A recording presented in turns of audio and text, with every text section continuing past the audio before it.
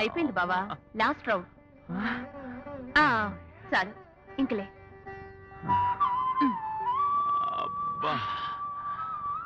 ఉద్యోగం వచ్చి ఏం ఉద్ధరిస్తుందో కానీ కాస్త అడ్జస్ట్ చేసుకో. తల్లి, నాకు మాట చెప్తావా? ఇంటర్వ్యూకి రమ్మని పిలిచినందుకే నువ్వు ఇంత అవస్థ పెట్టావే. ఒకవేళ నాకు ఉద్యోగం వస్తే నువ్వేమేం చేస్తావు? నేనేం చేయను, అసలు నేను ఇబ్బంది పెట్టను. కాకపోతే ఆ 7 కొండల వాడికి నీ తల నీలాలు ఇస్తానని మాత్రమే మొక్కుకున్నాను. గోవిందా గోవిందా.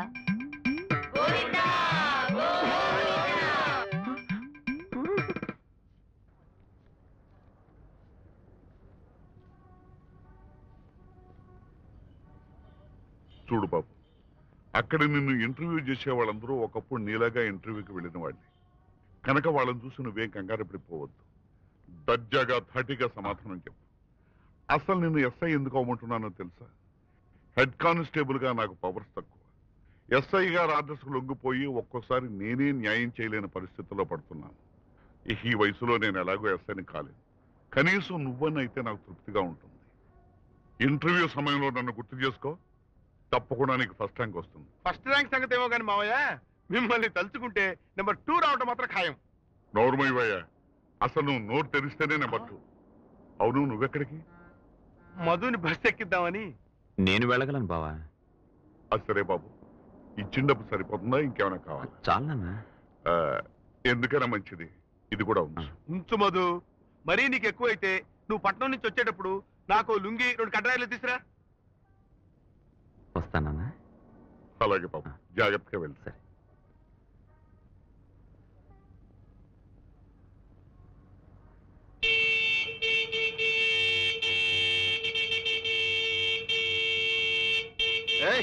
ఈ కారుని బాబు గారు అనుకున్నావు, హారన్ కొడుతున్నావు?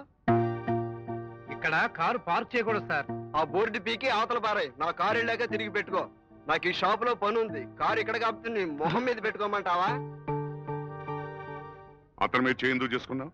వాడు నా కారు మీద చేయి ఎందుకు వేయాలి? ముందు ఈ కారు ఎక్కడి నుంచి తీ. నాకు ఈ షాప్ లో పని ఉంది. తీస్తావా లేదా? తీయకపోతే వదలరా నన్ను. ఊరుకోరా, వదలరా నన్ను. సార్ ఇతను ఎవరు అనుకుంటున్నారు? మన ఎమ్మెల్యే గారు అబ్బాయి. అయితే ఏంటి, ఎమ్మెల్యే ఉన్న అశోక్ చక్రవర్తి ఈ రోడ్లని ఆయనే వేయించాడా? నువ్వొస్తావో నీ బాబు వస్తాడో పోలీస్ స్టేషన్కి వచ్చి ఫైన్ కట్టి కారు తీసుకెళ్ళండి. ఏం పనయ్యా నువ్వు చేసింది?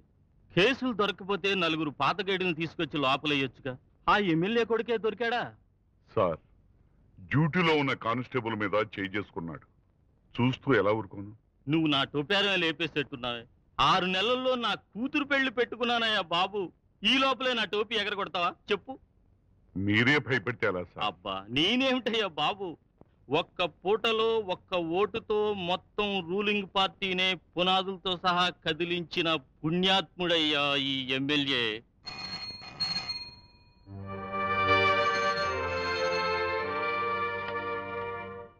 Hello, yes sir. అవును సార్, నేను ఎస్ఐనే సార్. సార్ పొరపాటు అయిపోయింది సార్, నాకు అసలు తెలియదు సార్.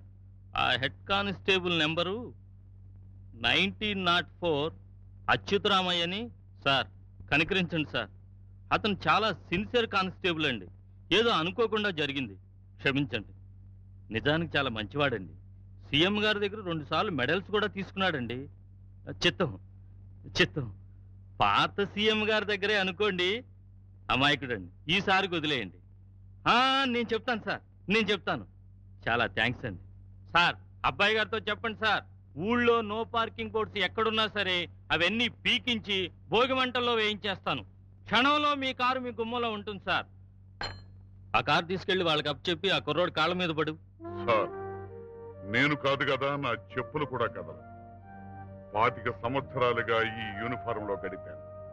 ఈ యూనిఫారం అంటే నాకు గౌరవం ఉంది. దీన్ని అవమానించేవాడికి దాసోహం అని ఈ యూనిఫారం నేను అవమానించలేదు. దీనివల్ల నా ఉద్యోగం పోయినా పర్వాలేదు, కానీ ఉడికి మాత్రం చేయి. క్షమించండి. అందరికీ నాలాగే ప్రిన్సిపల్స్ ఉండొచ్చు, తప్పు లేదు. కానీ మూర్ఖత్వం చూసావు, అది ఉండకూడదు.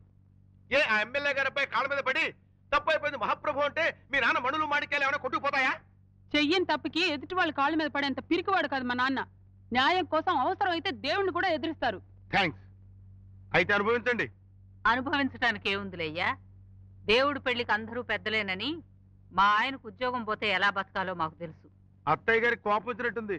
థ్యాంక్స్. అయితే ఇప్పుడు ఏమిటంటావు? ఏమీ లేదు బావా, ఊరన్నాక చిన్నవాళ్ళు పెద్దవాళ్ళు ఉంటూనే ఉంటారు. పోలీసు ఉద్యోగికి ఎప్పుడూ ఏవేవో జరుగుతూనే ఉంటాయి. కాస్త పట్టు విడుపు ఉండాలి. నా మాట విని నీ మంకుపట్టు వదిలే. నాదే మంకుపట్టు అయితే మా పోలీసులే ఆ కారు తీసుకెళ్లి ఎమ్మెల్యే ఇంటి దగ్గర వదిలిపెట్టి వస్తుంటే చూస్తూ ఊరుకుంటానా? కేసు రాసి ఉండేవాడిని. అబ్బా నీకు చెప్పలేమయ్యా. పోనీ నీ తరఫున నేను వెళ్ళి మాట్లాడరానా? ఆ మాట నేను ఎప్పుడో చెప్పానన్నయ్య, ఆయన వినిపించుకుంటేగా. ఈ గొడవ మాటలతో పరిష్కారం అయ్యే పరిస్థితి ఎప్పుడో దాటిపోయింది. నేను వెళ్ళి ఆ ఎమ్మెల్యే కొడుకు కాళ్ళు పట్టుకోవాలట. ఈ అచ్యుతరామయ్య చచ్చి మళ్ళీ పుట్టినా అది జరగని పని. టైం 9 దాటింది. 10 లోపు భోజనం చేయడం నా ప్రిన్సిపల్, లేకపోతే గ్యాస్ ట్రబుల్ వస్తుంది. లక్ష్మి, వెళ్ళి మీ ఆయనకు భోజనం వడ్డించు.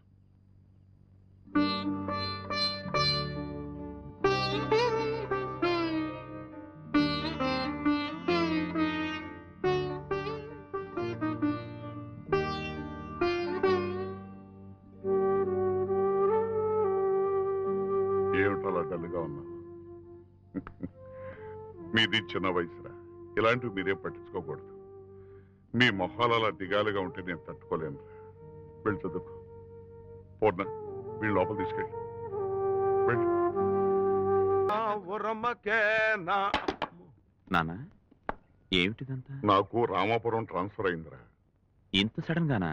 అసలు ఏం జరిగింది? కొన్ని ప్రిన్సిపల్స్ వల్ల అలా జరుగుతుందిలేండి. అవన్నీ తర్వాత